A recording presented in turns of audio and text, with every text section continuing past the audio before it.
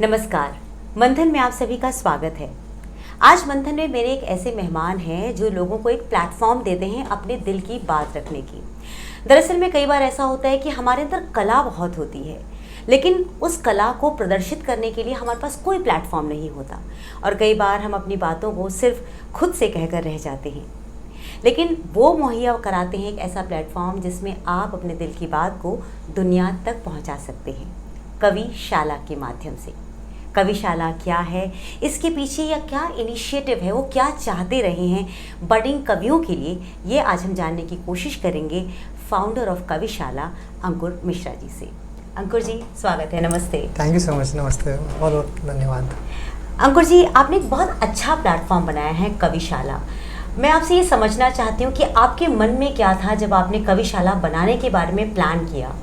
अच्छा, ये कहानियाँ, ये एक प्रश्न है जो हमेशा उठता रहता है और बहुत ज़रूरी है कि हर कहानी, हर किताब के पीछे की एक कहानी होती है, हर प्लेटफॉर्म के पीछे की एक कहानी होती है जी। तो लिखने का, पढ़ने का शौक़ था बहुत पहले से। मेरे बाबा कविताएं लिखते थे, कहानियाँ लिखते थे, बट वो कभी पब्लिश नहीं हुई और वो नॉन राइटर नहीं थे। अच्छा। उसके बाद चूंकि मैं यूपी के बहुत छोटा सा एक कस्बा है सुमेरपुर, वहाँ से बिलोंग करता हूँ।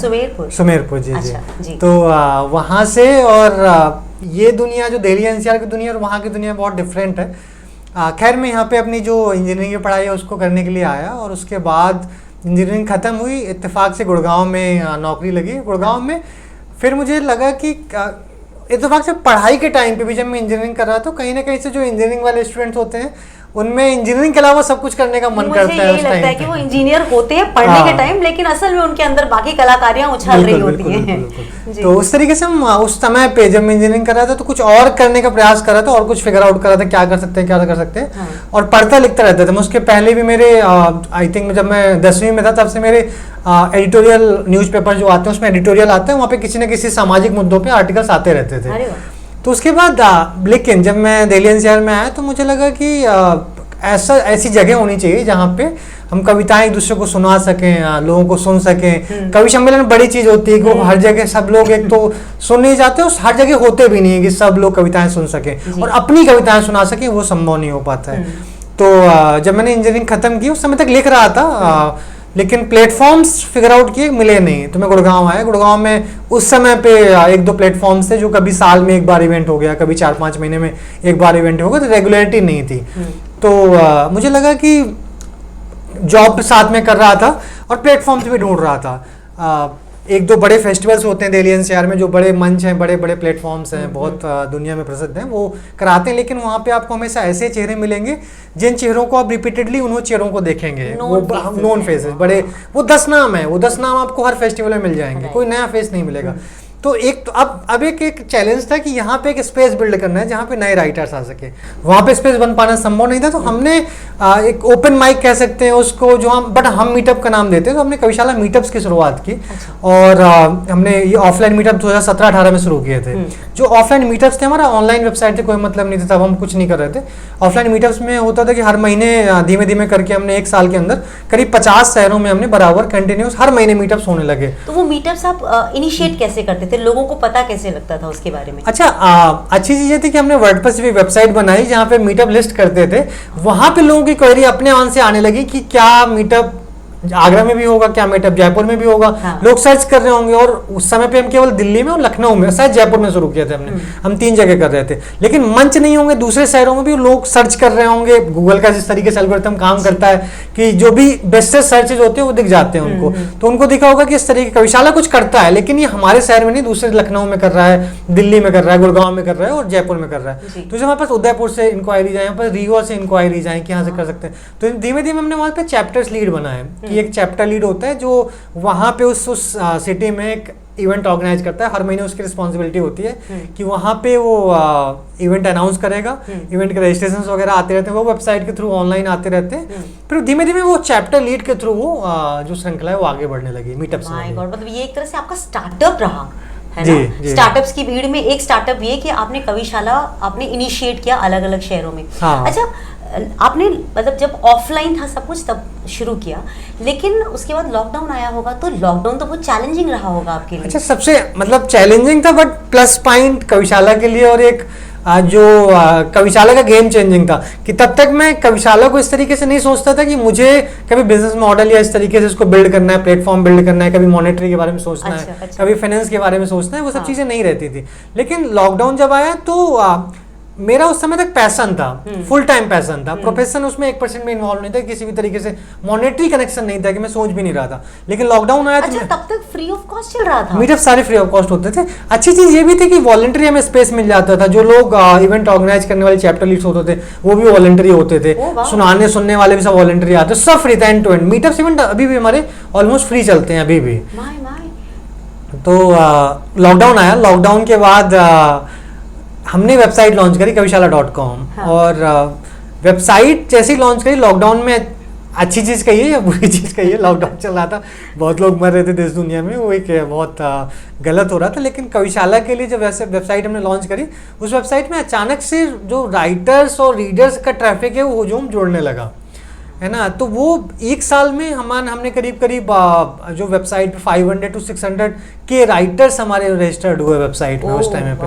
रीडर्स राइटर्स मिला के जो रजिस्टर्ड यूजर है वो करीब 5 लाख 6 लाख रजिस्टर्ड यूजर्स आ गए हमारे एक साल के अंतर्गत में, है ना। और रीड्स बढ़ने लगे, मतलब आपके लॉकडाउन ब्लिस रहा कह सकते हैं वेबसाइट के लिए और कविशाला के लिए। जी सही बात है। अच्छा, उसके बाद जब आपके पास लोग जुड़ने शुरू हुए तो जाहिर सी बात है लॉकडाउन के टाइम लोगों के पास इतना समय आ गया था कि लोग लिखना, अपने दिल की बातों को व्यक्त करने के लिए प्लेटफॉर्म ढूंढ ही रहे थे।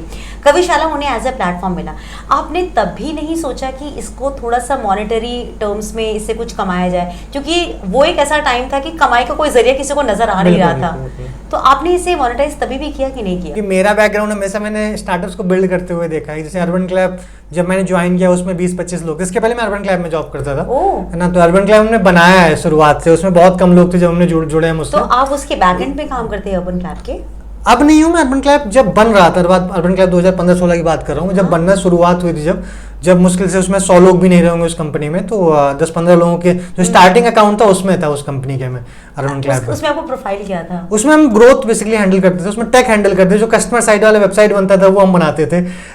जो उसमें ग्रोथ है, मार्केटिंग है, जिस तरीके से कस्टमर एक्विजिशन होना है, कस्टमर्स को किस तरीके से कन्वर्ट करना है, वो सारा जो जर्नी होता था, किस तरीके से कौन कौन से चैनल्स होंगे, किस तरीके से हम कस्टमर्स को लेके आएंगे, तो ये सारी चीजें होती थी उसमें। वो इनिशियल जर्नी में अर्बन क्लैब के साथ में था। अरे बड़ा अच्छा है, क्योंकि मैं हमेशा सोचती थी अर्बन क्लैब बनाने वाले लोग कैसे होते होंगे, आज मुझे दिख गया कि अर्बन क्लैब बनाने वाले कौन है। This is so nice. तो वो जर्नी पता था कि किस तरीके से बिल्ड होती है चीजें, किस तरीके से बनती है। इनिशियली टफ होता है कि यूजर बेस आने के बाद में उसको कन्वर्ट किया जा सकता है, बट वो जो इनिशियल ट्रैक होता है ना, यूजर बेस आएगा कैसे, वो मेरा क्रैक हो गया था कि कोविड में यूजर्स खाली बैठे थे, वो अपना आराम से आ गए। तो उसके बाद आया कि हम यूजर्स से पैसा लें, बट रीडर राइटर्स इंडिया में जिस तरीके से थॉट प्रोसेस है ना, कोई आप एक फिल्म देख लोगे, चाहे जितनी वाहियात फिल्म हो, उसमें 500 रुपए जाके आप दे दोगे जाके, है ना। किसी भी वाहियात सिंगर का कॉन्सर्ट हो रहा होगा, वो लाखों का खरीद लेंगे लोग, लेकिन रीडिंग और राइटिंग में, अच्छे साहित्य में लोग इन्वेस्ट नहीं कर रहे हैं। वो अभी भी है और तब भी था, है ना। सो हमें लगता है कि लगा कि हम जो लेखक हैं या फिर जो पढ़ने वाले लोग हैं उनसे पैसा तो नहीं ले सकते हैं। और उसमें भी एग्जिस्टिंग प्लेटफॉर्म्स थे, जो बड़ा प्लेटफॉर्म है वो भी उसी चीज में फाइट कर रहा है, वो अभी भी फाइट कर रहा है कि वो रेवेन्यू कैसे जनरेट करे एग्जिस्टिंग यूजर से। तो हमने सोचा कि B2C तो कुछ नहीं बन सकता है, बट B2B बनाते हैं हम, कि हम बिजनेस से पैसा लेके आते हैं, उनको चूंकि कंटेंट क्रिएट कराना है और हमारे पास यूजर्स हैं, वो कंटेंट क्रिएट करेंगे। तो हमने B2B का रास्ता एक अपनाया, और कई सारे ब्रांड्स हैं हमने जिनके साथ काम किया। उसमें सेलो ग्रुप है, BIC सेलो है, अच्छा, प्रभा खेतान फाउंडेशन ने बहुत सारे कैंपेन्स किए हमारे साथ में। तो कोविड में ये जर्नी स्टार्ट हो गई कि पैसा कैसे बनेगा, वो क्लियर हो गया कि B2C नहीं बनेगा, B2B बनेगा। हाँ। और अर्बन क्लैब मेरी एक लर्निंग और थी कि अर्बन क्लैब के पास इतना ट्रैफिक था, कभी भी उसने गूगल एडसेंस में काम नहीं करा कि वेबसाइट में ऐड लगा दो और उससे तो पैसा बनेगा। हाँ। वो सबसे, मुझे लगता है कि सबसे बेकार अप्रोच होता है किसी वेबसाइट या किसी भी अच्छे प्रोडक्ट के लिए, कि उससे ना यूजर एक्सपीरियंस सबसे पहले खराब होता है। कि यूजर को जिस चीज के लिए आप लेके आ रहे हो, उससे फिर वो भ्रमित हो जाता है, उसको फिर ऐड दिखते हैं वेबसाइट में। तो हमने कभी भी एड्स नहीं लगाए वेबसाइट पे भी। उससे एक अच्छा हमारा रेवेन्यू बन सकता है, बट हमेशा इग्नोर किया हमने उस चीज को, यूजर एक्सपीरियंस को बेटर करने के लिए। मैंने ना आज तक कभी ऐसे व्यक्ति नहीं देखे जिन्होंने पैसे कमाने के 1000 तरीके दिख रहे, उनको छोड़ करके आप सिर्फ यूजर्स को एक अच्छा एक्सपीरियंस देने के लिए आप उस पाथ पर चल रहे हैं। मतलब बहुत रेयर है क्वालिटी है आपके अंदर। तो आपको एक बात बताइए, अब चूंकि आपका कॉम्पिटिटर्स भी बहुत सारे होंगे, कविशाला की तरह ही बहुत सारे कॉम्पिटिटर्स आपके पास और भी होंगे, आपको उनसे compete करने में प्रॉब्लम नहीं होती? कंटेंट वाइज या फिर मॉनेटरी अर्निंग वाइज आपको कोई प्रॉब्लम नहीं होती? वो आप अपना जितना बड़ा दायरा करेंगे उतने खर्चे बढ़ेंगे, टीम जितनी बड़ी करेंगे उतने खर्चे बढ़ेंगे। कॉम्पिटिटर्स में बड़े कॉम्पिटिटर्स हैं जिनके पास करोड़ों की फंडिंग है, लेकिन अभी तक हम बूटस्ट्रैप चला रहे हैं उसको। उसका एक कारण ये भी है कि उस समय ये फाइट थी, आपने बोला कि अभी जैसे आपने बोला कि यूजर्स आ गए, बट यूजर्स पैसा देंगे एक टाइम के बाद में, अगर उसका यूजर एक्सपीरियंस आप खराब नहीं करते हैं। हाँ। उससे हमारा फाइट था कि हमने कोविड टाइम पे 2020, 21, 22 में हम फाइट कर रहे थे कि यूजर से अगर पैसा लेंगे तो वो उनका एक तो पैसे देंगे नहीं उस टाइम पे, दूसरा अगर एड से पैसा लेंगे यूजर्स के थ्रू तो उनका एक्सपीरियंस खराब होगा। लेकिन हमने प्लेटफॉर्म बनाया कंटिन्यूसली 4-5 साल करीब, और अब हम जैसे हमने B2C भी लॉन्च किया है, तो कस्टमर हमारा सब्सक्रिप्शन वेबसाइट पे ईयरली मंथली सब्सक्रिप्शन, जैसे बहुत सारे OTT प्लेटफॉर्म्स में सब्सक्रिप्शन चलता है उस तरीके से सब्सक्रिप्शन है। रीडर्स के लिए अलग है, राइटर्स के लिए अलग है, ईयरली है, मंथली है, बिजनेसेस के लिए सब्सक्रिप्शन है, पब्लिकेशन हाउसेस के लिए सब्सक्रिप्शन है। तो उन सब्सक्रिप्शन के थ्रू अब यूजर भी पैसा दे रहा है हमें और बिजनेसेस भी पैसा आ रहा है। ये तो एक चीज हो गई कि हमने इसीलिए यूजर एक्सपीरियंस खराब नहीं करा कि रास्ते में तब दिख रहे थे, बट उन रास्तों को, अब वो बोलते हैं ना कि रास्ते नहीं बताते कितना जुनून था तुम्हें, मंजिल पर पहुंचने वाले को जानते हैं लोग। तो यूजर्स को आप एक सही मंजिल दिखाइए कि आपके लिए हम ये बनाने की कोशिश कर रहे हैं, ये प्लेटफॉर्म है, यूजर्स पे करेंगे। इतने OTT प्लेटफॉर्म्स हैं, लोग 50 प्लेटफॉर्म्स का सब्सक्रिप्शन लेते हैं क्योंकि कुछ मिलता है उनको वहां से, इसलिए नहीं तो 1-2 से काम चला लें वो। तो पहला अप्रोच हमारा यही था कि हम यूजर एक्सपीरियंस कंटिन्यूसली बिल्ड करते रहें, यूजर से पैसा निकल आएगा। अंकुर जी देखिए, जिस तरह से आपका बिजनेस अब चल रहा है, इस मॉडल में नए लोग अगर एंट्री करना चाहते हैं, क्योंकि देखिए आपके पास कुछ तो अब ऐसे होंगे जो कि स्टैब्लिश हो चुके हैं, अब आपके थ्रू उनको बहुत अच्छी पहचान भी मिल गई होगी, तो क्या वो लोग अभी आपके साथ एग्जिस्टिंग हैं या उन्होंने अपने कदम कहीं बाहर निकाल लिए हैं, या फिर जो नए लोग हैं वो एंट्री कैसे करें? अच्छा, ये बहुत मेरा पर्सनल पेन पॉइंट है ये कि ये मुझे लगा बिजनेसेस में तो होता है, लेकिन लिटरेरी प्लेटफॉर्म्स में होता है। बिजनेसेस में 2 फाइट्स हैं, एक तो जो आपके साथ लिटरेरी लोग जुड़े हुए हैं, लिटरेचर वाले लोग जुड़े हुए हैं जिनसे आपका प्लेटफॉर्म वैल्यू बिल्ड हो रही है, जो बन रहा है। दूसरा जो आपकी टीम है, वो चाहे डेवलपर्स हैं, चाहे डिजाइनर्स हैं, एडिटर्स हैं, मतलब ग्राफिक्स की टीम है, मार्केटिंग की टीम है, वो सब रेडी होके निकल जाते हैं, वो एक रास्ता है। दूसरा जो लिटरेचर वाले लोग हैं जो इनिशियली आपके साथ जुड़े थे, जिनको प्लेटफॉर्म से वैल्यू मिली और प्लेटफॉर्म से बने। मुझे अभी भी याद है कि जो हमने पहले दूसरे मुझे लगता है 2-3 मीटअप्स किए थे, उसमें ऑलमोस्ट जितने लोग आए थे सारे सिटीज से, चाहे मैं लखनऊ की बात करूँ, चाहे मैं गुड़गांव की बात करूं, दिल्ली की बात करूं, जयपुर की बात करूं, हमने 3 सिटीज में पहले स्टार्ट किए थे। इन तीनों सिटीज में इनिशियली जो 100-150 लोग रहे होंगे, मतलब तीनों को मिला के अलग अलग तीनों में 100 लोग रहे होंगे, इन्होंने सबने अपने प्लेटफॉर्म से स्टार्ट किए, कविशाला के तरीके से या ओपन माइक या कुछ ना कुछ करके।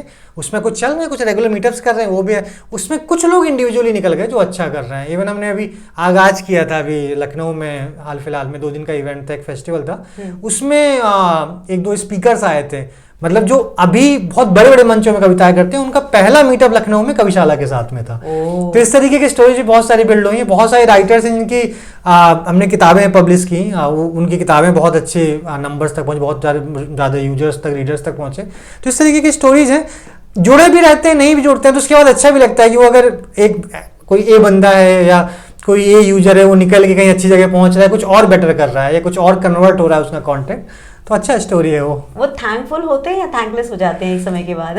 वो ऑलमोस्ट अभी तक ऐसी स्टोरीज मिली जो कनेक्टेड नहीं रहते हैं वो मतलब वो लोग क्योंकि उनको हाँ उनका अप्रोच कविशाला को लेके रहता है, तो ये तो नए लोगों के लिए प्लेटफॉर्म है, अब हम तो बड़े हो गए हैं, उनका ये ऑलमोस्ट अप्रोच रहता है। तो ठीक है, मतलब हम नए लोगों से आप बड़े हो गए, निकले तो आप यहीं से, तो हमारा अप्रोच वो रहता है। हाँ, कोई बात नहीं। मुझे लगता है कि अब जो नए लोग हैं, अगर आप उन्हें चांसेस देते हैं तो ये तो अच्छी बात है ना कि आप ऐसे लोगों को क्रिएट कर रहे हैं। हाँ। तो अब जो नए लोग आपके पास जुड़ना चाहते हैं, उनका क्या कोई प्रोसेस है?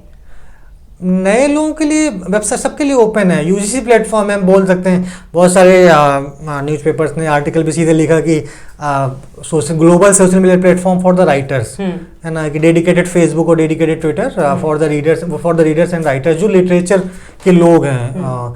तो उस तरीके से प्रोसेस सिंपल सा है। वेबसाइट सर्च करिए, बहुत सारी प्रॉपर्टीज हैं कविशाला के अंतर्गत। तो हमारा एक जर्नी रहता है, जो यूजर जहाँ से स्टार्ट करता है, तो हमारा पढ़ने से जर्नी स्टार्ट होता है। पढ़िए, लिखिए, एक्सप्लोर करिए, शेयर करिए अपना जो कंटेंट आपने लिखा है, अर्न करिए, लर्न करिए, कम्युनिकेट करिए, कनेक्ट करिए। तो सारा प्रोसेस है। स्टार्ट होता है कि आप साइन अप करिए वेबसाइट में, आप रीडर बन जाएंगे। आप बिकम अ राइटर, वहाँ पे ऑप्शन आता है, वहाँ से राइटर बन सकते हैं। आपके लगभग ऑलमोस्ट हमने हर सिटी के चैप्टर बना रखे हैं, ग्लोबली चैप्टर बने हुए हैं कि इंडिया में, जैसे इंडिया के बाहर भी करीब 20 से 22% यूजर्स इंडिया से बाहर से हैं वेबसाइट में।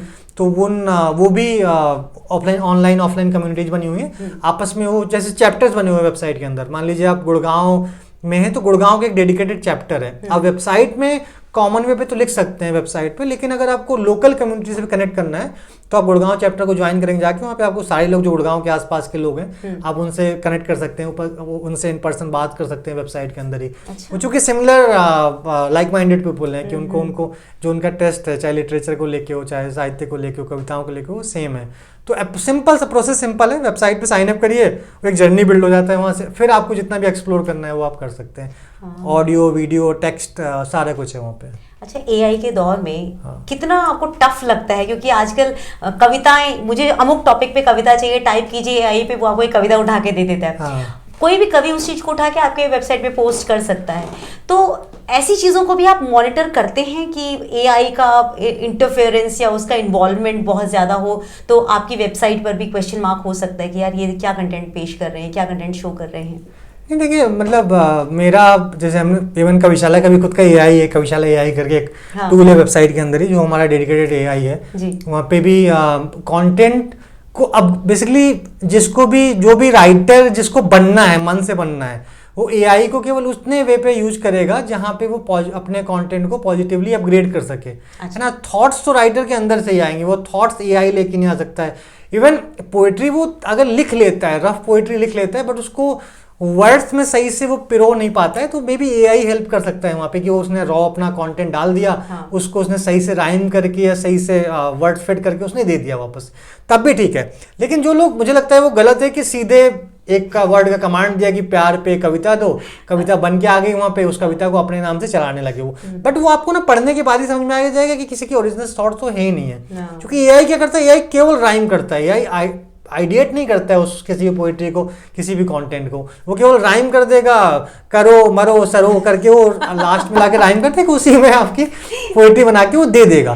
तो आइडिएशन मतलब मुझे लगता है राइटर के अंदर से ही होगा। वो अगर आइडिएशन हो रहा है उसका, सही से उसको वर्ड्स में नहीं पिरो पा रहा, तो एआई हेल्प कर सकता है। लेकिन आइडिएट करने के लिए जो लोग एआई का यूज कर रहे हैं वो तो गलत है मेरे हिसाब से। और प्लेटफॉर्म्स मतलब कविशाला के अंदर लोग पोस्ट करते हैं, यूजर्स का भी है कि कितने लोग पढ़ते हैं उसको, कितने लोग पसंद करते हैं, उसमें भी डिपेंड करता है। इसीलिए जब आप जब वेबसाइट में पढ़ने आएंगे तो वो 2 पार्ट में डिवाइड रहता है। तो हमें पता लग जाता है कि कंटेंट आप मान लीजिए पढ़ रहे हैं, आपने हाफ पोएट्री या हाफ स्टोरी जो भी है पढ़ लिया पहले, आपका अगर इंटरेस्ट बनेगा तभी आप रीड मोड में क्लिक करेंगे तो सेकंड पार्ट खुल के आएगा उसका। तो वो हम वहाँ से हम मैनेज करते रहते हैं, कैलकुलेट करते रहते हैं कि क्या नंबर्स हैं, कितने लोग रीड मोड में क्लिक कर रहे हैं। तो एआई का कंटेंट आता नहीं है ज़्यादा, बट अगर आ रहा है तो रीडर्स ही उसको इग्नोर करके चलते हैं। क्या बात है। अच्छा, कभी कॉपीराइट किसी कंटेंट पे आपको ऐसा स्ट्राइक आया कि ये किसी और कवि की कविता है जो इस व्यक्ति ने मतलब अपने नाम से पब्लिश की है, ऐसी कभी आपको प्रॉब्लम आई? आप इस चीज़ को भी चेक करते हैं वेबसाइट पे? हाँ, मतलब एक बहुत लाइटर चेक लगा हुआ है कि आपकी जो आप अगर कोई कंटेंट डालते हैं आप पहले वेबसाइट में तो ड्राफ्ट में जाएगा, लाइव नहीं जाएगा सीधे। और लाइव पीछे क्रॉल लगे हुए हैं कि वो कंटेंट कहीं पे अवेलेबल तो नहीं है, गूगल में तो अब नहीं अवेलेबल है, किसी और वेबसाइट में तो नहीं अवेलेबल है। वेबसाइट में अगर नहीं अवेलेबल हो ठीक है, अगर अवेलेबल है तो क्या उसी नाम से अवेलेबल है जिस नाम से आप पोस्ट कर रहे हैं। ऑलमोस्ट मान लीजिए आकाश मलिक लिखा है तो आकाश मलिक के नाम से किसी दूसरे प्लेटफॉर्म से पड़ी हुई है, तो ये क्रॉस चेक है। बाकी कॉपीराइट के इशूज आजकल हो ऐसे रहे हैं कि कविशाला तो ठीक है, फेसबुक में तो किसी के नाम पे भी किसी कविता चलती रहती है उठा के। इवन इसके पहले 1-2 कोर्ट्स के प्लेटफॉर्म्स थे, तो नीलेश मिश्रा को आप जानते हो, उन्होंने कई बार उन प्लेटफॉर्म्स को लीगल नोटिस भेजे हुए हैं किस तरीके से कंटेंट अगर किसी प्लेटफॉर्म को पता चल गया है वो तब नहीं हटा रहा है, वो गलत है ना। आप कंटेंट किसी ने आपको बार बार क्लेम कर रहा है कि मेरा कंटेंट है, या कोई और यूजर क्लेम कर रहा है कि उनका कंटेंट है और कोई किसी और नाम चला रहा है, तो वो गलत है कि तब भी वो प्लेटफॉर्म उसकी रिस्पॉन्सिबिलिटी नहीं ले रहा है। देखिए, कॉपी बहुत सारा कंटेंट तो वेबसाइट ऑनलाइन अवेलेबल ही नहीं है। प्रेमचंद का कितना कंटेंट ऑनलाइन अभी आ गया है, बहुत पहले नहीं रहा होगा, पीडीएफ्स में अवेलेबल है, वो गूगल कैसे क्रॉल करेगा। तो बहुत सारे पुराने राइटर्स हुए हैं और कितने राइटर्स गाँव में हैं जिनकी किताबें नहीं पब्लिश हुई, उन्होंने नोटबुक में लिख के रख लिया है, किन्हीं को मिल जाती है, उनका पोता या उनके परिवार में कोई अपने नाम चलाता रहता है।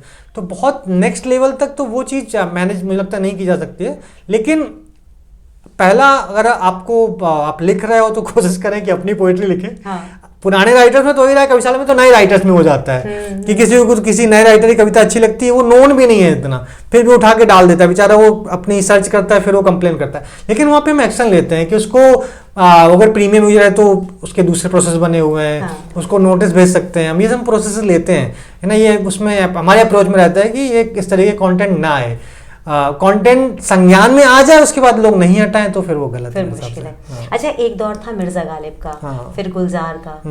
अब मैं किसी नए व्यक्ति का अभी भी इंतजार कर रही हूँ कि उसका नाम हो और हम उसकी कविताएं, उसकी कलमें पढ़ें। आपकी नज़र में, आपकी कविशाला में ऐसे कोई हैं जिनको देख के आपको लगता है कि आने वाले समय में ये शायद मिर्जा गालिब जैसे या गुलजार जैसे कुछ इस तरह के लेवल के वो कवि या शायर हो सकते हैं? हाँ, तो मुझे लगता है कि वो दौर ना एक अलग दौर था। मतलब मिर्जा गालिब के, इवन गुलजार साहब के दौर में भी नोटबुक थी। हाँ। है ना, वो कविताएं लिखते थे, उनको ना एक रियल ऑडियंस मिलती थी सामने सुनाने के लिए। और मिर्जा गालिब के समय भी, उसके पहले भी यही रहा होगा कि उनको रियल ऑडियंस से कनेक्ट करना है। अभी क्या है ना, हर राइटर को, और इवन कविशाला में भी जितने राइटर्स हैं उनको ना क्विक वाला वो चस्का लग गया है कि सोशल मीडिया में 2 मिनट में वायरल हो जाते हैं। कोई कंटेंट लिखें, कोई को पोइट्री लिखें, किसी भी टॉपिक के ऊपर, कि उनको ना वायरल होना है तुरंत। एक तो उस अप्रोच की वजह से ना, जो जिस तरीके का कंटेंट लिखा जाना चाहिए वो कंटेंट नहीं लिखा जा रहा है, मुझे ये लगता है। राइटर्स हैं कविशाला में, एक बहुत अच्छे राइटर थे दानिश, अभी बहुत अच्छी, इवन उन्होंने वर्कशॉप्स भी करी हैं। नया लड़का है आजकल, बट वो है कि आजकल ना मुझे लगता है चाहे तो फुल टाइम राइटर हो, बहुत फेमस राइटर्स हो, वो भी फुल टाइम राइटर को फॉलो नहीं कर रहे। मिर्जा गालिब फुल टाइम इसी में लगे हुए थे, है ना। गुलजार साहब भी एक टाइम के बाद फुल टाइम इसी में लग गए। तो वो भी नहीं है, वो भी एक किसी हॉस्पिटल में शायद फुल टाइम वो करते हैं उसमें, और अब तो शायद लिखना भी छोड़ चुके। वो बहुत अच्छा लिखते थे। एक आशीष प्रकाश थे जो शुरुआत में लोग जुड़े थे, बहुत अच्छे राइटर हैं, बहुत अच्छी कविताएं लिखते हैं। तो इस तरीके के लोग हैं, लेकिन फुल टाइम प्रोफेशन में इस तरीके से नहीं है।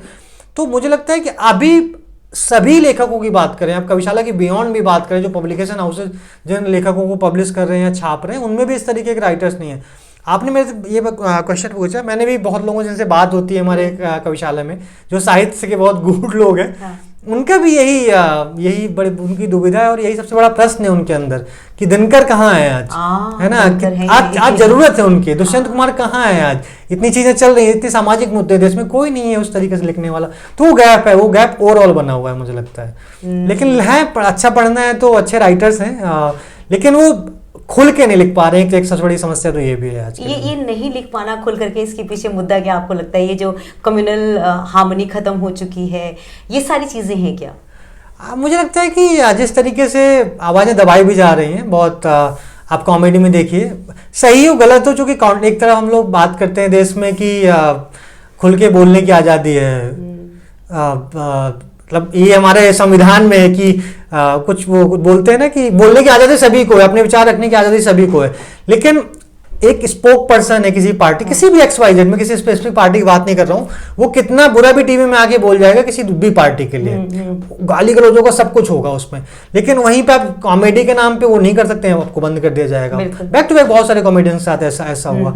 लेखकों के साथ भी वही डर है मुझे लगता है आज के दिन में, कि लेखक क्या है कि 10 साल पहले किसी और के लिए लिख रहे थे, 10 साल बाद वो बदल के अब किसी और के लिए लिखने लगे, है ना। जो आईना होता है वो आईना नहीं बचे हैं अब, है ना। लेखक क्या बात है, ये बहुत इंपॉर्टेंट है कि अब आईना लोग बनना बंद कर चुके हैं। अब पेड़ आईने हो गए, पेड़ आईने हो गए कि वो अब उनको उनका थॉट प्रोसेस क्या है क्या नहीं है, डर भी है अंदर से मुझे लगता है कि कौन, चूंकि फुल टाइम राइटर है नहीं है, तो अपनी दूसरा जो फुल टाइम प्रोफेशन है उसमें कौन जद्दोजहद करे, उसमें क्यों जबरदस्ती के रोड़े डालने, उसमें क्यों जबरदस्ती के खतरे लेने। तो इससे अच्छा है कि लिखना ही है तो इनके लिए लिख लेते हैं। हाँ, सिंपल लिख लेते हैं। अच्छा, मुझे एक सवाल और पूछना था। जी। कई बार क्या होता है कि आदमी लिखता बहुत सिंपल है, लेकिन उसकी अदायगी ऐसी होती है कि वो सिंपल सी चीज़ भी हिट हो जाती है। हाँ। ऐसा कोई आपकी नज़र में आज के परिवेश में कोई ऐसे कवि हैं जो आपको लगता है कि लिखा तो बहुत सिंपल है, अगर इसे मैं पढ़ के बोलूँ तो बहुत नॉर्मल पढ़ जाऊंगा, लेकिन इसने अदायगी ऐसे की है कि बस दिल पे उतर गया है? तो इनका तो सबसे बड़ा एग्जाम्पल तो आपको कुमार विश्वास है, इसके सबसे बड़ा एग्जाम्पल कि उन्होंने मतलब ये बहुत फ्रैंक है, जिनसे मेरी बात हुई है वो लोग भी यही बोलते हैं, जो उनके गुरु रहे हैं वो भी यही बोलते हैं कि उन्होंने मुश्किल से 2-3-4, आप काउंट करिए, उनके 4 से 5 कविताएं ज़्यादा किसी को नहीं याद होंगी, सबको मिला के जितने लोग हैं। हाँ। जितने लोग सुनते हैं, बहुत ज़्यादा 10 कविताएं होंगी उनकी। हाँ। और बहुत सिंपलिस्टिक वे पे 10 की 10 कविताएं लिखी हुई हैं, लेकिन अदायगी जो है उनकी, जिस तरीके से वो रिप्रेजेंट करते हैं, वो बिल्कुल अलग अलग उनका तरीका है। 2 तरीके की पोइट्री है, एक स्टेज पोइट्री, पेज पोइट्री। दोनों में बहुत फर्क है कि जो मुझे लगता है जो पेज पोइट्री अभी भी मुद्दों को उठा रही है ना, वो खुले वर्ड्स में। मैं अभी हमारे देश के बहुत बड़े कवि हैं डॉक्टर नरेश सक्सेना, आप जानते हो, लखनऊ में रहते हैं। उनसे मेरा उनसे कोई बातचीत नहीं हुई मेरी आज तक, लेकिन उनसे जब मुलाकात हुई मेरी, तो उन्होंने करीब करीब मुझे 2 घंटे 2.5 घंटे तक केवल एक वर्ड पोइट्री, इस पे उन्होंने केवल बताया कि क्या है। जिस तरीके से हम केवल राइम करने के चक्कर में पड़ गए हैं कि राइम कितनी चीज़ों में कर सकते हो आप राइम के एक लिमिट खत्म हो जाएगी, लेकिन जो पेज वाली पोइट्री है, जो आप फ्री वर्ड्स में पोइट्री लिख रहे हैं, उसमें रियल मुद्दों को उठा सकते हैं आप, वो आवाज़ आगे तक पहुंच सकती है। बट लोग स्टेज पोइट्री में ज़्यादा हैं आजकल। पेज पोइट्री, किताब छपना आसान भी हो गया है, और किताब से किसी को वही बताया ना कि सबको 2 मिनट में वायरल होना है। वायरल आप स्टेज से हो सकते हैं। कितने लोग हैं जो किताब से फेमस हो रहे हैं, कितने राइटर्स की किताबें रोज आ रही हैं, हम नहीं जानते हैं, लेकिन हम केवल जानते हैं स्टेज वालों को, जो इंस्टाग्राम में रील्स में दिख जाते हैं, हमें यूट्यूब पे दिख जाते हैं। तो वो स्टेज वालों की वैल्यू है, स्टेज वालों को लोग जानते हैं, मुझे लगता है। तो रिप्रेजेंटेशन स्टेज वाले सीख भी रहे हैं। अब तो बहुत सारे कोर्सेज आ गए हैं किस तरीके से स्टेज में अच्छे तरीके से आप परफॉर्म करें, आपको पोइट्री के बीच में स्टोरी टेलिंग किस तरीके से करना है। अगर मेरे से आप पूछें कि मुझे ओवरऑल जो मंची है, जिनके पास कंटेंट भी हो, जो सही से रिप्रेजेंट करते हैं, नीलेश मिश्रा। कि उनके पास कविताएं भी हैं, कहानियां भी हैं, अदायगी भी है। वो एक मतलब ओवरऑल जितने भी एग्जिस्टिंग लेखक हैं, जितने भी पोएट्स हैं, उनमें उनका जो, चाहे वो मंचीय हो चाहे वो लिखते हो, वो दोनों में उनका मतलब ऑलमोस्ट सेम है, और वो अच्छी तरीके से रिप्रेजेंट करते हैं। अब एक बिजनेसमैन बन चुके हैं अंकुर मिश्रा के अंदर का कवि कहाँ है? ये बहुत खतरनाक प्रश्न है, जो कि मुझे लगता है कि जब मैं 2020 से मैंने कुछ नहीं लिखा है। क्या बात कर रहे हैं? दूसरों को प्लेटफॉर्म दे दिया और खुद के लिए आपने छोड़ दिया। वेबसाइट में लिखता रहता हूँ, उसके पहले मैंने लगभग 5-6 किताबें लिखी हुई हैं, जो मेरी कविताओं की किताबें हैं और सेल्फ हेल्प किताबें हैं। लेकिन कहीं ना कहीं आप वही बताया ना, यूजर्स का एक्सपीरियंस सही करने के लगे जो जद्दोजहद चलती रहती है सुबह शाम तक, उसमें कहीं ना कहीं भूल चुके हैं। लेकिन कहीं ना कहीं 2 वर्ड लिखता रहता हूँ। जैसे मतलब अब सभी वो वाली है कि मोहब्बत तो सभी करते हैं, किसी की छिप जाती है और किसी की छप जाती है। तो यही मतलब इस प्रयास में लग गए हैं। तो अब अपनी जो छापने वाली जो था, वो थोड़ा गैप आ गया उसके बीच में। नहीं, हम चाहते हैं कि जब अगला इंटरव्यू मैं करूं तो मैं अंकुर मिश्रा का एज अ कवि करूं। बहुत दिन हो गए अब आपकी कविताओं को, आपने बोला 5 साल पहले आपने छापा था, तो अब फिर से आपको शुरू करना पड़ेगा। कविशाला में जो कवि हैं वो मतलब मुझे लगता है हेड कवि आप ही को होना चाहिए था। तो इसको फिर से इनिशिएट कीजिए। चलते चलते आप अगर जितने भी बडिंग आर्टिस्ट हैं, मतलब मेनली जो लिखना चाहते हैं, जो अपनी किताबें पब्लिश करना चाहते हैं, कहानियाँ लिखना चाहते हैं, पोइट्री करना चाहते हैं, उनके लिए कोई मैसेज है तो आप ज़रूर दीजिए। उनके लिए बस यही है कि जितना भी करें ओरिजिनल करें, जो भी थॉट्स निकल के आए कि आइडिएट करें पहले। ज़रूरी नहीं कि 2 मिनट में वायरल होने वाला कोई कॉन्सेप्ट होता ही नहीं है। मैं अभी 3-4 दिन पहले सोच रहा था कि इंस्टाग्राम में ना बहुत सारे ट्रेंडिंग सॉन्ग्स आते रहते हैं। एक कोई चोर आया कर कुछ टाइम पहले आया था, वो गायब हो गया, वो वायरल हुआ 2 दिन के लिए, बट आज कोई जानता नहीं है। तो ऐसा काम करिए कि जिससे ना वो आपका स्टेबल रहे, कि कंटिन्यूस रहे।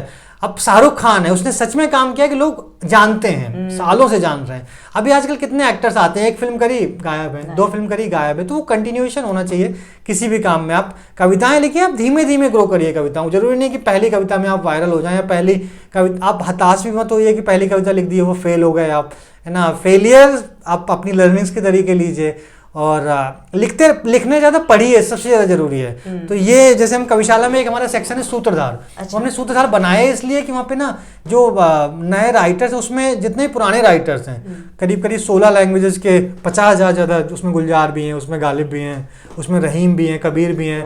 तो इस तरीके से वो रिपोजिटरी है कि वहाँ पे आप पढ़िए, जितने ज़्यादा पढ़ सकते हैं। कविशाला फोरम है, वहाँ पे डिस्कशन करिए कविताओं के इर्द गिर्द, साहित्य के आसपास। लोग उसमें बातें करते हैं कि ये कविता किस तरीके से और हो सकती है। तो पहले पकाइए खाना सही से, फिर उसको परोसिए, फिर उसको पब्लिश करिए। ये सबसे ज़्यादा जरूरी है कि आप एक कविता लिखने के लिए, एक किताब लिखने के लिए पहले सैकड़ों किताबें पढ़िए, तब एक किताब लिखिए। तो पढ़ना बहुत ज़रूरी है लिखने से पहले। बहुत सुंदर, बहुत अच्छी बात आपने कही। Thank you very much Ankur, Thank you so thank you much, very ma'am. Much. Thank you आपसे so आज much. बात करके बहुत अच्छा लगा और शीघ्र ही हम कवि अंकुर का इंटरव्यू करेंगे। बिल्कुल। अब आने वाले कुछ समय में। ये मैं टारगेट भी लेता हूँ अपना कि बिल्कुल। मैं किताब एक जल्दी लिखने की कोशिश करता हूँ। टाइम लगता है, लेकिन मैं प्रयास करूंगा कि जल्दी कुछ कविताओं का संकलन हम लिख कर आए। बिल्कुल, मुझे इंतजार रहेगा। Thank you very much. नमस्ते।